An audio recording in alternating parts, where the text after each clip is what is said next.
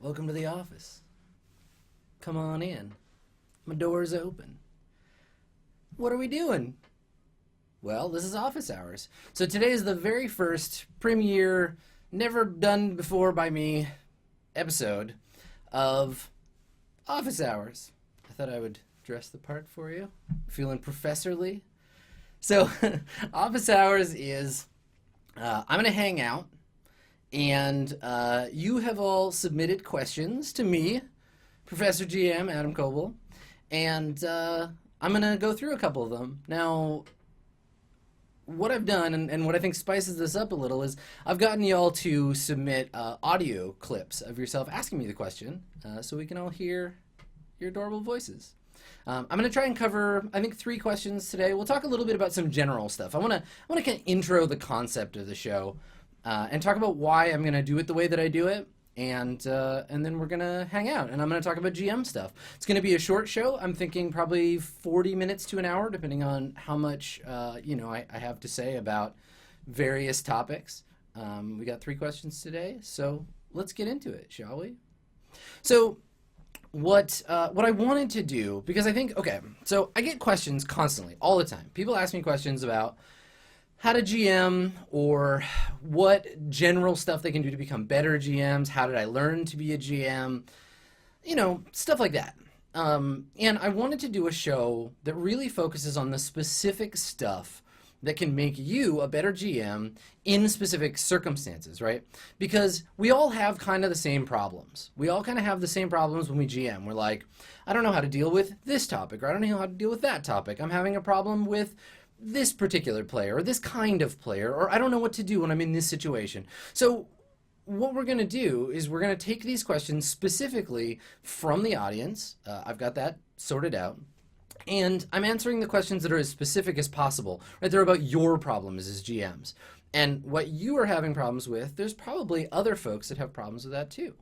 So, I think that often, I want to talk a little bit about some general advice, right? Like, if you want general advice for GMing, you can go and watch Steven and I talk about that stuff on Being Everything Else. You can watch, every How to GM panel that's ever been done in the history of time.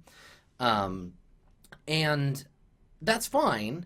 But the problem isn't, and a lot of this came from a conversation I was having with my dear, beloved co-roleplay GM, Stephen Lumpkin, at PAX South. So we were talking after a panel, because we did this panel about, it was a Q&A, it was a GM Q&A, and people would come up to the table and they would ask, okay, how do I do this in a game? How do I do that? Mostly it was questions about Dungeons & Dragons, but I realized that the answers that I was giving, 9 times out of 10, were one of 2 answers. They were variations on either play a different game, right? Like, make sure you're playing the game that you want to play, or play with the right people, which could be blown out to talk to the people you're playing with, have conversations with them, treat them like human beings, and that kind of stuff is very, like, general advice, right? And it's helpful, it's useful. If you're playing the wrong game, you're playing it with the wrong people, you really need to fix those problems before you get into anything more specific. And that's what today is about, the more specific stuff. So if you're looking for general, like, I'm new to GMing, if you're looking for questions about, like, really brand new stuff, this might not be the right place for you, but I hope you stick around. I hope you're curious to see what kind of questions that your folks, your people, new GMs, maybe uncertain GMs, folks who want to get into GMing or are already GMs that need some help, and you're going to be able to tune in and see what they have to say. So for me, the real goal here is to educate, right? Now, it makes me feel, I'm generally kind of a humble guy. I like to consider myself someone who has experience, but isn't like the all answers guy. So if you disagree with the things that I say, or if your experience has proven that, maybe that didn't work out, that's okay. Let me know, right? Because I want to get everybody's different experiences in GMing up in front of the audience here. So very cool stuff. Thank you so much for participating, everybody. Obviously, I couldn't do this without you. Let's jump into our own our first question, shall we? So our first question comes to us from Sose96, and Sose asks, So how do you make combat more interesting than just roll dice, do damage, shoot guy, roll dice? How do you make it engaging and fun? All right. So Sose wants to know, how do we make combat in role-playing games about more than just I roll, I got a 17, is that a hit? Yeah, it's a hit. Okay. How much damage do you deal? I deal 10 damage. Okay, cool. Great. Next thing. Now I have some very personal experience with this particular thing, and we'll talk about how that works. But I wanna unpack the question a little. I also want to drink this delicious bourbon. So here's the thing. Here's the thing about combat, right? To understand combat's relationship with role-playing games, we got to go all the way back. We got to go all the way back to a little game called Chainmail. So, Chainmail is a war game from the 70s. It is an adaptation of a medieval or ancients rule set for dealing with armies fighting, right? But what Chainmail did, the previous games hadn't done, is built this idea that we could play a fantasy game, right? The people that made Chainmail said, listen, we need to do the Battle of Five Armies. We need to do Tolkien. We need to do, elves and ogres and trolls and dragons, right? This is the kind of shit that we like. We're that kind of nerd, right? It's fine to do a game where you play, Romans versus Celts. You want to see the great armies of Vercingetorix. Cool. We have rules for that. But Chainmail was the first game to do fantasy. Chainmail also, by way of a lot of development, eventually became Dungeons and Dragons. So the game we're playing today, and this is true literally of any game, whether you're playing the smallest, most free-form game, or you're playing 5th edition Dungeons and Dragons, we all have to recognize that the origins of tabletop role-playing are about war. They're combat-based. So if you look at a rule set, and this rule set, this is a true statement about just about every game you can pick up. The combat rules are among the most detailed. Now, this can lead to dissonance between the game you're playing and the game you want to play, or the game your players are playing, because that combat focus might not be what the rest of the game claims to be about. Now, if you've seen me and Luke and Sage or Tor do this panel, we have a panel we do sometimes at PAXs where we sit down and we talk about, okay, let's talk about how role-playing games are lying to you. This comes up because if we look at games like Shadowrun, if we look at games like Vampire is my prime example, because Vampire, why do I need to know the safe cruising speed of a tank? Why do I need to know the damage of a rocket launcher in Vampire? Because the game claims to be about personal horror, but the mechanics are about combat. Now, I think that there are two reasons for this, if you'll pardon me for a minor digression. So there's two reasons for this. The first reason is that we have this heritage in role-playing games. We have this history of playing games that are built on war. And that's just what happens when we develop games. Because no game is developed in a vacuum, right? Like, Apocalypse World was built using advice and understanding that came from the Forge. The Forge came as a reaction to things like Sorcerer. Sorcerer is a reaction to White Wolf. White Wolf is a reaction to Dungeons & Dragons. Dungeons & Dragons is built on Chainmail. And so what we're looking at is this broad history of war games that slowly, inch by inch, step by step, move away from the combat simulator, but never really let go of the idea that violence is the prime way of getting something exciting in your game, right? Mechanically, when we look at a game, that's how it goes, right? So pick up your favorite role-playing game, count the number of pages devoted to combat, count the number of pages devoted mechanically to anything else, right?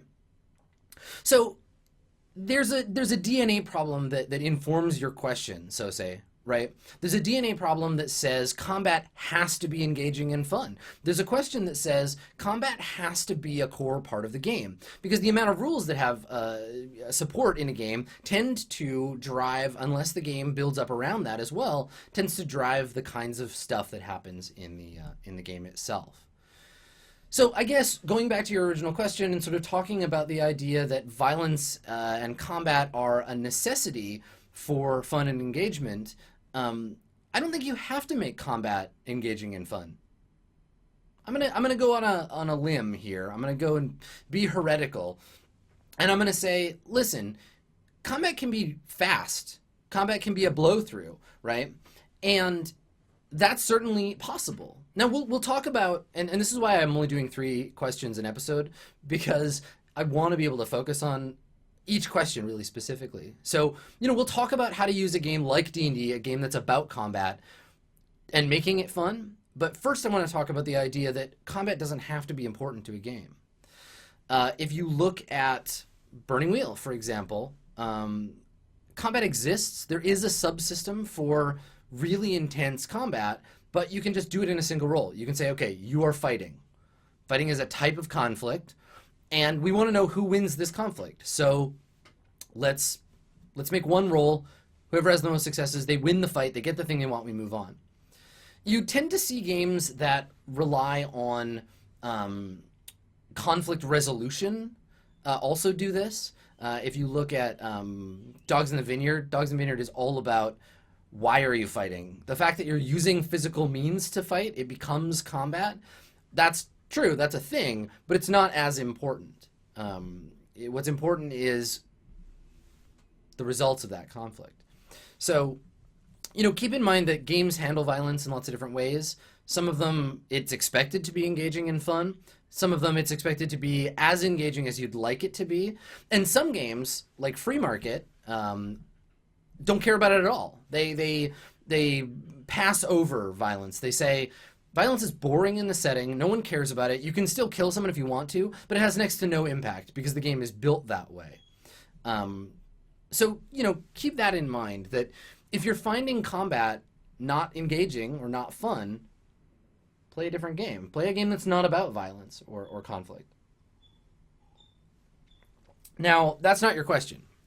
I recognize that. So, how do we make combat more engaging and fun in a game in which combat is a part of the game? It's a big part. Let's say D&D, Pathfinder, I don't know, Stars Without Number. So, I've got some experience with this with, let's say, and if you haven't watched Swan Song, I'll try not to spoil the result of this combat, but there was a very big fight between a character and his arch nemesis, where the system was not giving us much to go on. Stars Without Number, for all that it's worth, really glosses over the details, the fine details of combat. Shooting someone with a gun or stabbing them with a sword or whatever is basically just roll damage, back and forth until you're done, for the most part, in the core rules. So, one thing that you can do, and I feel like this is a way of, I guess you're cheating in a sense that you're making up for the game not doing you any favors. So if the game's not doing you any favors, you have to do all the work, and this is sort of what the OSR is about. So for us, we talked beforehand, this player and I said, look, combat in this game is boring, right? So we're going to have to do 2 things. One, we're going to have to spice it up ourselves, right? So I'm going to have to say, instead of I attack you, D20, I'm going to have to say, your enemy comes forward with a 2-handed overhead swing, his hammer hurtling down like a meteor towards your skull. Roll. He misses. How do you dodge the blow, right? Or he strikes. You feel your bones shudder under the weight of the hammer as it crashes into your armor, right? You take on the narrative responsibility there, but you also have to say, we're going to ignore fictional positioning. And that's hard for me. That's a thing that I don't like. I don't like doing that in games. I don't like describing things that have no mechanical purpose. I don't like saying, he draws a bead on you, waiting several moments as a single bead of sweat slides down his face. He pulls the trigger, breathing out as he does, to make the most perfect sniper shot he can. It's a regular attack. It's just the regular old attack, right? So fictional positioning in a game is really important for me, and to me that's a preference, that the things you describe, the fiction of the game, should affect the results of the roll. And if it doesn't, it's fluff. You're putting a coat of paint on a very thin skeleton, and it's not flesh, it's not real, it's just a fancy looking skeleton. So, that's one thing you can do, is talk to your players and say, look, like, the game's not doing us any favors. We're all here to get excited with each other.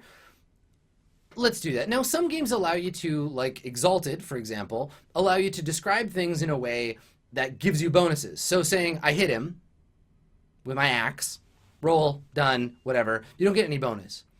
I swing my axe overhand, screaming the name of my enemy as I do, gives you an extra die. In a game of Exalted that we had, someone got an extra die for a dodge check by saying, oh, we're on a tile floor? All right, I kick the floor so hard that a tile pops up in front of me and his fist hits the tile instead of my face, right? Using the environment gives you 2 dice. So you can pretty easily hack games. D&D does this a little bit by awarding advantage by way of inspiration. So if you're playing 5e, you can say, okay, describe your attack in a cool way, you're going to get advantage, but that also leads to intense bogging down in over narrating so you can get advantage, right? So you can say, okay, cool. Well, instead of taking a swing with my sword, I like scrape sparks off of my shield into his face to blind him before stabbing him in the chest, right? But you're like, okay, in a game like Exalted, combat is not really meant to go, like, one hit is a hard hit unless you're fighting another, like, big tough Exalted. So those narrations can really bog down a game if the game is not designed for it. It can be very tricky, and you have to be both practiced, and your players have to not hesitate. Like, so if I'm a player and I'm not comfortable throwing out big flowery descriptions, because if I was, I'd probably be GMing, that's something that you need to, like, talk with them about. The other way you can make it more engaging is by either playing a game that does this better, which is like some of the stuff we talked about, or alternately, steal stuff. Steal things from other games. Like, just fucking steal them. And we'll talk a little bit about the idea of adding mechanics to a game or hacking a game as a GM in our third question. So I don't want to get too deep into that right now. But I think that the idea here is talk to your players and tell them, like, combat is boring for me. This is why I think it's boring. This is the way that the rules are making it boring. Let's find ways to change all those things. And then also explore the places where your system and your setting are interesting. Move away from combat if you can, and talk a little bit about the idea of non-combat stuff in the game that might be fun. Now, if you're playing a game like Pathfinder and fun is not present during combat, you're playing the wrong game. Pathfinder is about combat. It's a combat simulator with some other stuff attached to it, and it does that very well. But again, and you're going to see this, like, more often than not, it's about picking the right system or making the system work for you and making your group work together in a way that feels right for your players. One thing that I wanted to talk about real quick is that last word in your question, Sose. So Sose asked not just about engagement, which I think is really valid, but about fun. And I want to talk a little bit about designing fun. So if I said to you, let's say we're having a conversation about what do you think is fun? What's fun to you, right? Fun is one of those words that it's kind of like sexy, right? Like, what's sexy to you? Now, I might say, I personally find jumping out of airplanes really fun. I find mixed martial arts really fun. I find ritual scarification super fun. And you're going to say, whoa. Whoa. I might not be able to get on board with all that stuff. So, fun is not real. Fun is a product, in the same way story is a product of role-playing games. Fun is about something that you enjoyed personally as a result of your experience playing the game, and what might be fun for the GM might not be fun for the players. What's fun for some players is not fun for others. Nitpicking about rules, that's fun for some people. So really crunchy rules combat, that's fun, but not for me necessarily. I guess the thing here is that as a GM, you're not responsible for everyone's fun. You're responsible for your own fun. Do not let role-playing games lie to you and tell you that your job is to make sure everyone has fun. Second of all, fun is relative. Fun, like fear and sexiness and anything that triggers an emotion in you is relative. It's subjective. It's not objective. So don't try to make combat fun for everyone. Talk about what makes combat fun for you. Find a place where everyone is having fun with the things about combat that are happening. So buy in on that together. Your job is not fun. Fun is not your job. Fun is the rules' job, but rules can't engineer fun. So the thing is that you'll got to work together, and fun is a byproduct. Fun is the hot dogs of role-playing game. It's a thing that will come out if you're all doing your job together. You're all contributing to fun in your own way. Fun is a gestalt. It's not a real gestalt. It doesn't exist. It's a byproduct. All right? So that's that. Let's take a look at our second question. So our second question is a bit more about prep. Let's see what we have to say. Hi, Adam. My name is also Adam.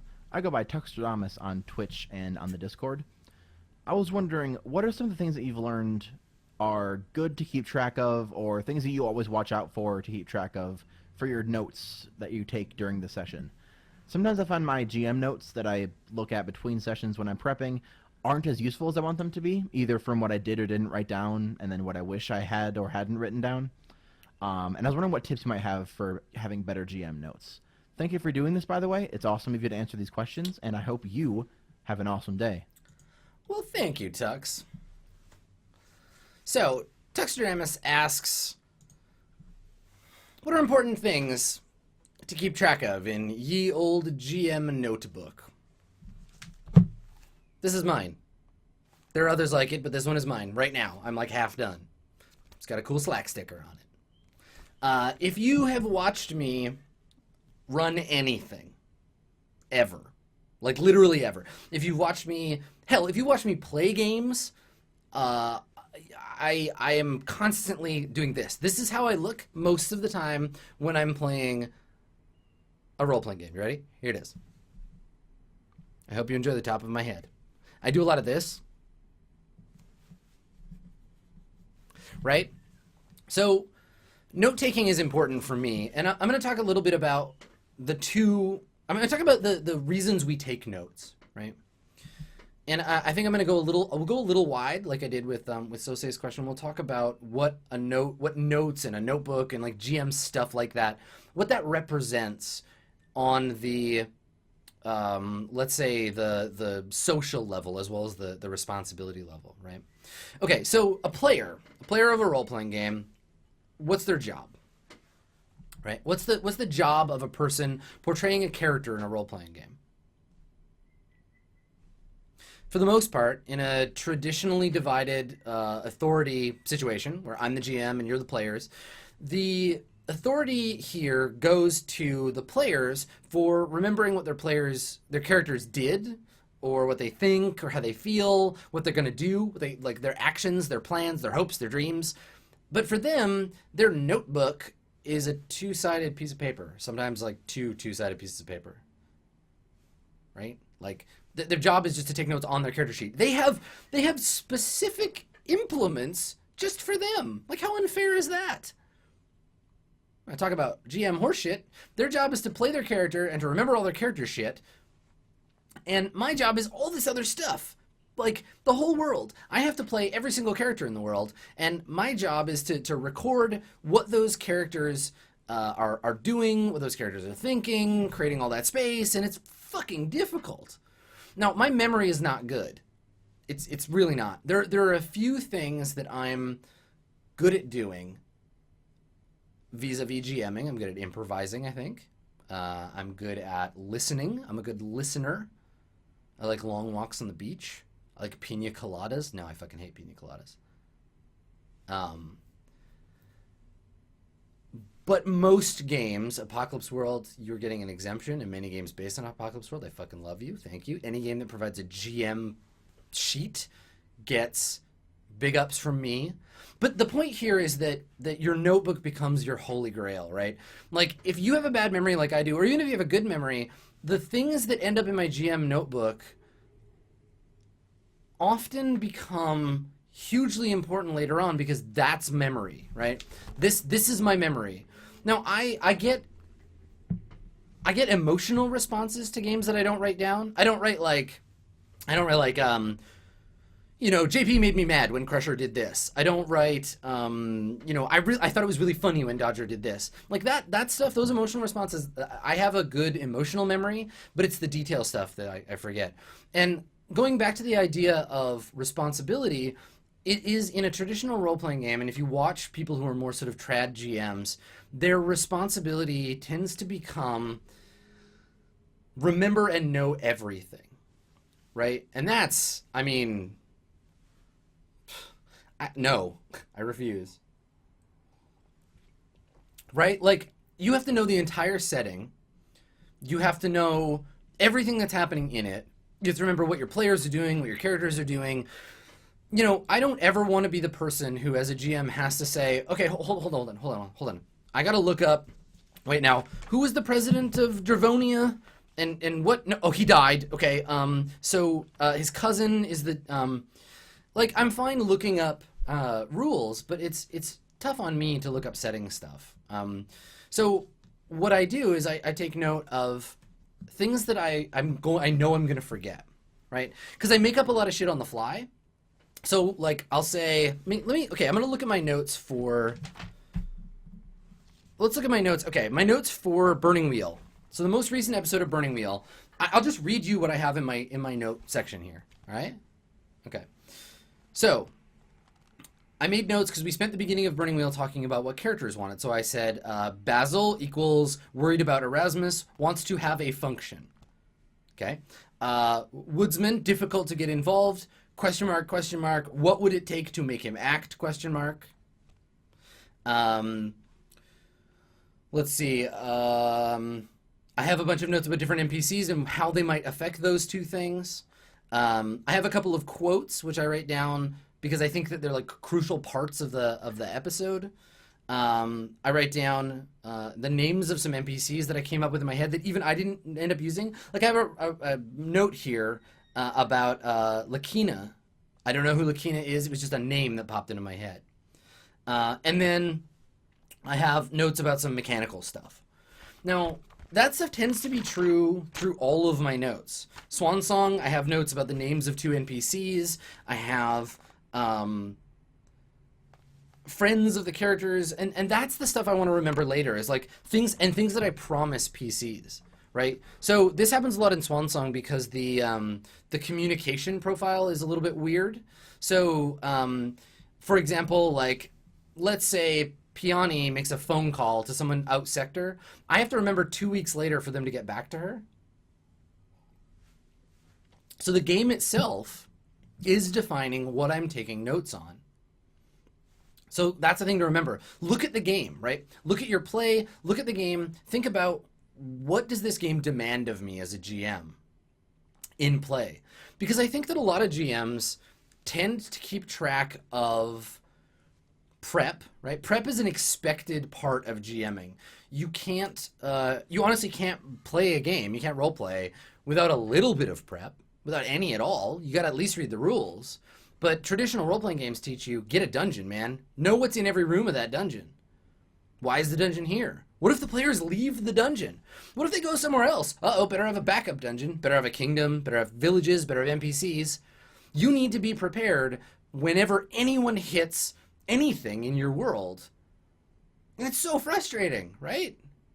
So, what I keep track of is split into two things, right? Things that are going to make my life easier, names I come up with. Here's a good example from Swan Song. Swan Song, there was a brief period where they were maybe going to go and find a lawyer. So I made a note, right? So I'm like, okay, I need a name for a lawyer. Lawyer's name is Doug Chan. The law office is called Maximum Law. And I wrote that down. We didn't use it, but Maximum Law and Doug Chan, they're going to come back. That'll be a real thing later. You just make it up. But the point is to keep context similar, right? Is to write down, once you say a thing, make a note of it. It's going to come back later. So Doug Chan of Maximum Law keep an eye on Swansong. He might come back. I think the thing here to remember, too, is that during play, the stuff that's going to inspire you later, you never know what it is. I look back at my notes. Let's see my first GM notes. Let's see if I've reintegrated something. Some notes on Rat Queens, Dungeon World stuff, Miseries and Misfortunes, all my notes about Age of Rebellion. Yeah, like I've reincorporated some of this stuff that hasn't showed up in the games. And I've made up NPCs that I might never use, but now I have a name and an idea. So don't let your prep just be prep. Let it inspire you for other things. Let it create a space for you to occupy later as the game moves on, right? Don't let your prep tie you down. Don't let your notes tie you down. Just let things be an inspiration, because you never know when you're going to inspire yourself. And speaking on that topic, speaking on inspiration, one thing that I think is really, really important, and this is something that folks who watch me stream on the regular, you notice me doing. Someone commented on my YouTube video. They're like, "You're always looking down in your streams. Are you texting? Are you bored? What are you doing?" It's this motherfucker right here. It's me looking down at my notebook and making notes about things like bans from Shadowrun Hong Kong. It's making notes about Pazuzu, right? From Life is Strange. Nothing that happens to you in your life is off limits for inspiring you to be a better GM. And I talk about this all the time, right? Like,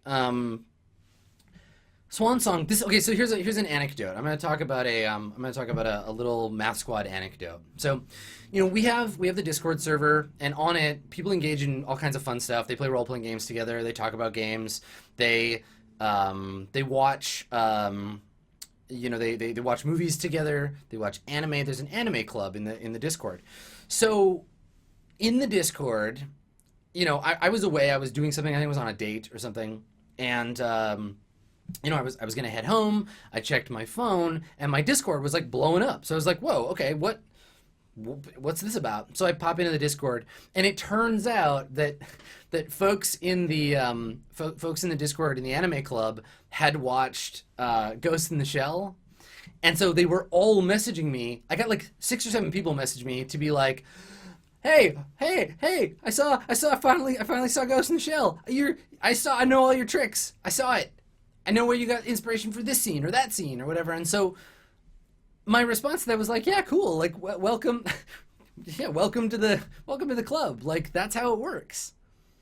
So my GM notebook is as much specific stuff about imperative games I'm playing now, as it is about like, "Hey, I saw this cool movie and this scene inspired me," right?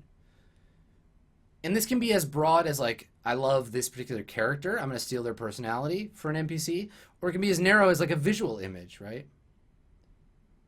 It's cool. It's really cool. I really like it. I like putting stuff in my notebook to inspire me later. Never write a page in your notebook that you will not go back to. Seriously, that's like, honestly, if you are Umbra, it was Akira that did the priest painting stuff on the ground. So Umbra asked me about a very specific visual that I stole from an anime. And this is a thing. So do that. Be that kind of GM. Watch your favorite show. Watch a show you never watched before. Watch a movie. Listen to an album. And take notes. Because go back into your notebook later, in a year or a month, or right before a session you have no idea what you're going to do, you'll find things. You'll find things there. Personally, for taking notes, and if you've watched the Swansong GM turn, you'll have seen some of this yourself. I use, obviously, my preferred go-to is a physical notebook. I use a Palomino Blackwing pencil. This is a Pearl. I have several others. And I take notes in this notebook. It's my physical notebook, and I go back and I read it. But I also use Google Drive. I have several docs open, and these are things that I want to share with my players. There's a Google Doc out there with the name of every member of Luminary 22 in it. There are only 2 people on Earth who've seen that doc, me and JP. but I use it so that we can both update it. It's communal. I use the notes feature on Roll20. So I use individual character sheets in Roll20. I use calendars for my games. I like to keep track of what day it is. So I'll look up, what would the calendar look like in the year 3201? So that's a thing. So I'll go look at that. My old-timey notebook. I have the built-in Notes app on my iPhone. I use that. So I type that in. So that's the thing that I use. This is a good one. I use voice notes too. This is a good thing for when I'm away from my computer, away from my notebook. I write all that stuff down. There's lots of different ways to keep track of your notes. But the important thing is that you don't just use them for prep. You use them for prep during the game and inspiration later. And let stuff just happen in your life that inspires you to game. We'll talk about inspiration in another episode. So thank you, Tux. That's a great question. GM prep, the GM notebook is real. Go get yourself one. Find a notebook you love. Find a pen you love. Honestly, it's so stupid, but good writing implements. These are mine. Muji pens. Palomino Blackwings. These make me want to write more. I like writing physically when I use these implements. Find a good notebook that you love. Find a writing implement you love and write. Write just little things down. Because it's all going to inspire you. All right? Treat yourself. You got it. All right. So our third question comes to us from Dealer Umbra. Dear Adam, name's Dealer, GM, designer in training, and occasional protagonist. Sometimes the first two get in the way of each other. I tend to mechanize things that happen in the games I run because I find them interesting, but I'm worrying that I'm bloating the game with unnecessary mechanics. It simply becomes too much of a process to run. My question comes down to this, I suppose. What should a GM consider first and foremost when wanting to add new mechanics to an existing game? At what point does it simply become too much? And what approaches can a GM take in that case? Cheers. It's a good question, Umbra. It's a real good question. So, Dealer, if I can paraphrase, Dealer wants to know, this is a question about hacking, right? This is a question about, if you're a GM, so there's a spectrum, right? There's a spectrum of design. So on one end, there's the sort of hardcore game designer, where you are comfortable and familiar with the idea of creating systems, where you can build a role-playing game and understand how to test it. These are the Luke Cranes. These are the Vincent Bakers of the world. These are the people that I am hoping someday to be. And on the other end, there's folks who are just playing role-playing games for the first time, who are barely understanding the idea of how do I even play by the rules that exist? Now a GM begins on one end and slowly moves to the other and stops at some point where they find themselves comfortable, right? So I guess the thing here is that fundamentally for me, I believe that every GM, given enough time, becomes a game designer, even if it's just of the game they play. And the reason I believe this is because I also believe that fundamentally every role-playing game ever made is flawed. It's not perfect. And that's okay. I'm counting Dungeon World in this too, but Dungeon World's pretty fucking close. No, I'm just kidding. It's not. There's lots of stuff I could fix about it, but whatever. That's not important here. So the question is, and I feel you, Umbra. I see you doing this. This is a thing that GMs end up in a position where you're like, wait, I'm starting to get it. I'm starting to figure out my design chops. I'm figuring out what I want out of games. Well, what am I going to do? I want to change this game. This is why Hack Attack exists, right? So Hack Attack, if you've not watched it, if you want to watch this thing in action, is GMs and game designers, me and Steven are both of those things, picking at games to try to make them do a thing we want. It's us struggling with this exact thing. At what point does it become too much? So here's the thing. Here's the thing, Umbra. So, first of all, let's do away with the stigma that only game designers are allowed to design games. Let's do away with that stigma. Let's do away with the stigma that a hack is not a game design, because it is. Let's do away with the idea that a house rule is not game design. Let's throw that out. All right? So we're going to throw all this shit out, and we're just going to call it game design. All right? Are we okay with that? Can we just say, whatever, if you are changing a game to do something different, you are a game designer. Fucking good on you. Okay? Everybody go update your business cards. Go to LinkedIn. Change your job title to game designer. Do it. I believe in you. The thing is here is that whether you're a professional game designer or not, doesn't matter. Whether you've made a game or not, I don't give a fuck. Nobody does. The point is here that you're looking at rules critically and saying, this doesn't do it for me. I'm going to change something about this.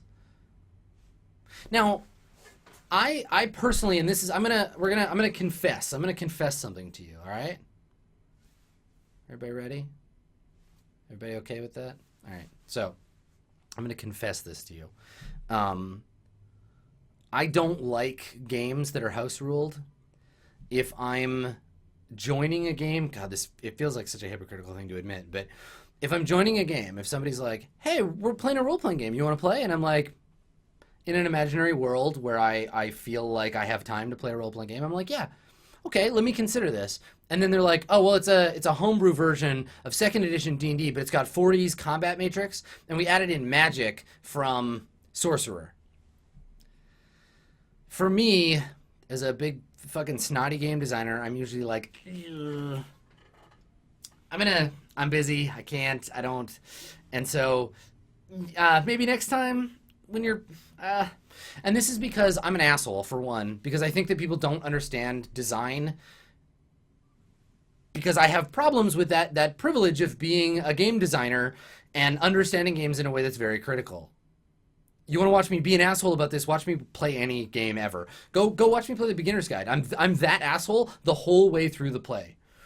Now, this is a thing that I'm working on. This is a thing that I'm trying to get over, because the point is that often people make changes to a game without understanding that game. And not just not understanding the game at a core level, but not understanding how the rules fit together. This is my response every time. I cringe every time someone says, well, I hacked Burning Wheel because I wanted to fix it. It's too complicated. I stripped it down. I hacked Burning Wheel. Come play. You love Burning Wheel. This is my, Burning Wheel rules light. It's going to be fun. And I'm like, don't do that. Ah, fuck. Because you don't understand how Burning Wheel works. Because Burning Wheel is a complex system. It's, Dr. Manhattan's watch. It's a very complex integrated system. Now, that doesn't mean that a GM can't house rule shit. It doesn't mean that that's not possible. Lots of games are built for it. There's a game called, I don't want to plug too hard, but there's this game called Truncheon Girls. Yeah, it's about 19th century female British police officers. Anyway, so there are games that allow you to hack them on purpose, that have explicit rules, and the history of this shit goes all the way back. This goes way, way back to Moldvay Dungeons and Dragons, right? In Moldvay, and the OSR really has latched onto this, and this is literally my favorite thing about the OSR. I'm sorry, you came here for digressions. You're going to get digressions. So the thing about Moldvay is that Moldvay said, I'm referring to the person, but the thing about Moldvay is he said in the rules, rulings, not rules. I don't see the difference between the two. A ruling is a rule made based on spontaneous attention in the rules. So, you're playing a game. You're playing Moldvay D&D, and you can see this happen. Go watch Old School Adventures. You can see this happen to us over and over and over. So we're wandering through the dungeon, and something comes up for which there's no rule for. So what D&D says to you is, make up a rule. Everything has about a 1 in 6 chance of success. But you as a GM have the opportunity to come up with a different version of that rule. You can make the rule yourself because you're the GM. That's part of your job. So as early as the beginning of the 80s, we had this kind of anti-Gygaxian stance of like, you can just make up your own shit as you want. So there's this idea of rulings versus rules. There's games that come out that are missing rules, and instead give the GM the authority. This is a form of rule, right? They give the authority of a player, the GM particularly, to make up their own rules. And that's fucking awesome, because no rule set will cover everything. That's the grand beauty of role-playing games, is that as a GM, every game should impart to you a space and tools for which to create your own rules. Now, Multi doesn't do a great job of it. Like, ultimately, if you're playing Moldve, the jam here is make up a rule, you got a 1 in 6 chance, and then fucking move on, right? It's not that great. But it's a rule. It gives you a mechanical incentive to solve problems. Now, compare and contrast this to the bullshit that I hate from the mid-90s onward called the Golden Rule. Now, the Golden Rule is a thing that White Wolf did, where they said the GM could just make shit up. The GM's job is just to invent things, and you can bend every rule, break every rule. It doesn't matter. You're the GM. Sorry, storyteller. They might not have originated that idea of the Golden Rule, which is to say the GM is always right, but I hate that rule. I hate it, because it's a cop-out.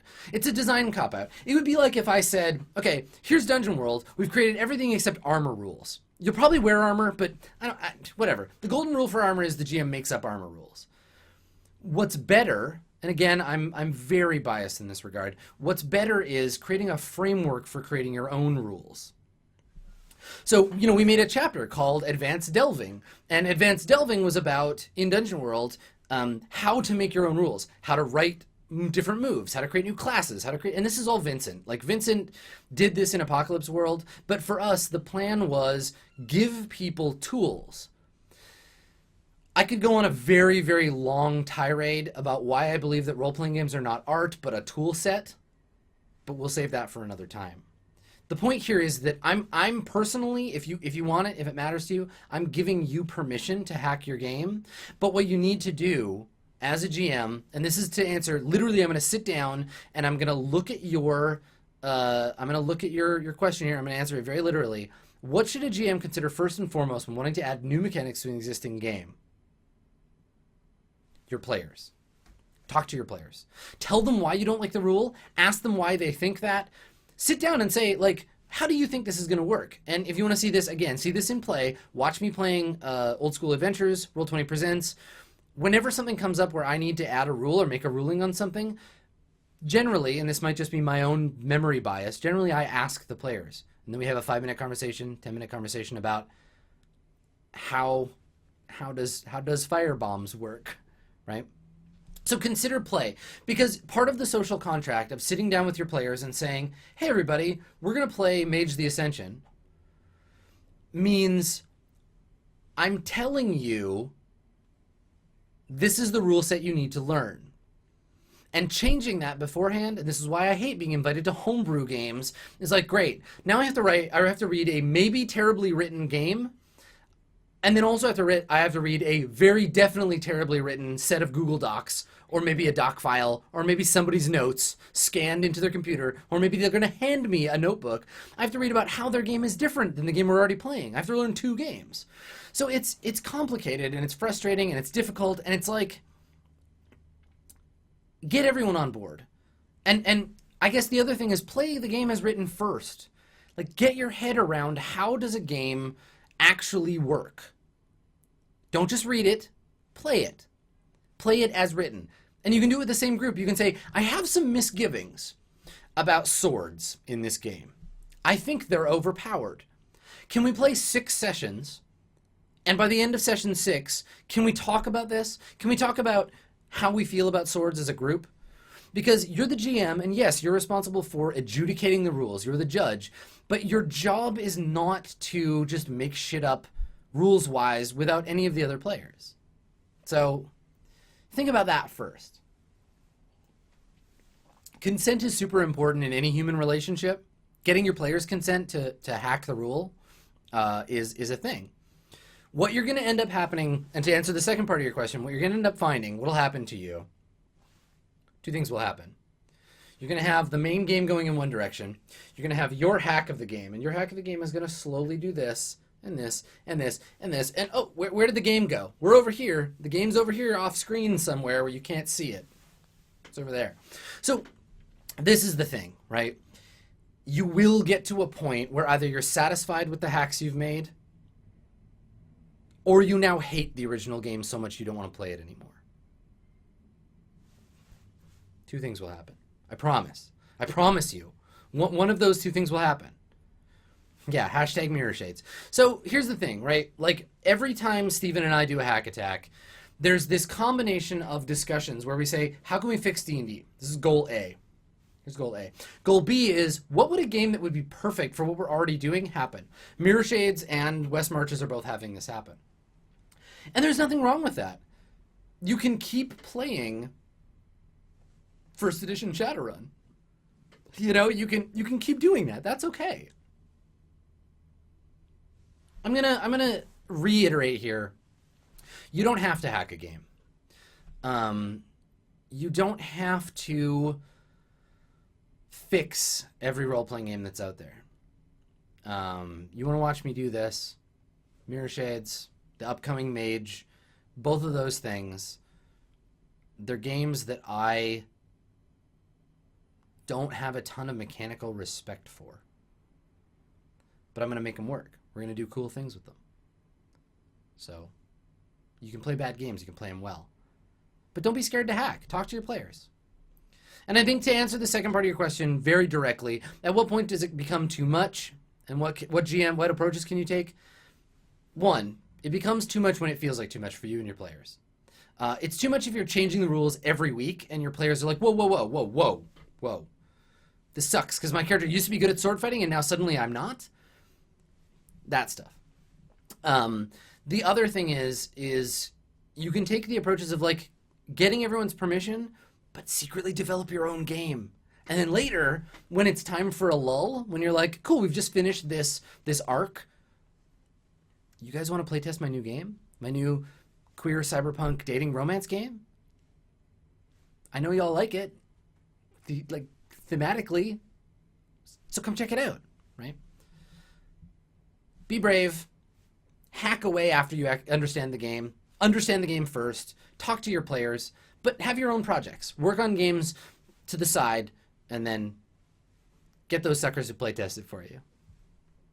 So do those things. That would be my thought on the matter. So those are our questions for today. Thank you so much to Sose, Dealer Umbra, and Tuxtradamus. Really important to me that y'all contribute. The hour just flew by, and it's been such a delight to hang out in my tweed suit and talk to you about games. If you would like to learn more about my feelings and thoughts on game design, my feelings and thoughts on GMing, or you'd like to get involved with this show, with Office Hours, you can do that. Check out my YouTube channel for Hack Attack. Check out ItMeJP's channel for Being Everything Else with my dear beloved Stephen Lumpkin, and hit up the Office Hours page on my website, www.adam-koble.com/officehours, and you can submit your own questions. We're going to do this every Math Squad Monday. I'm going to get dressed up for y'all, and we're going to talk about GMing. So I hope that this was helpful for you. I hope you had a good time. Way to be here at the inaugural episode. This was really fun. I have a lot of things to say about GMing. Go on over, submit your questions, and we will see you next time on Office Hours. Have a good one, everybody. See you later.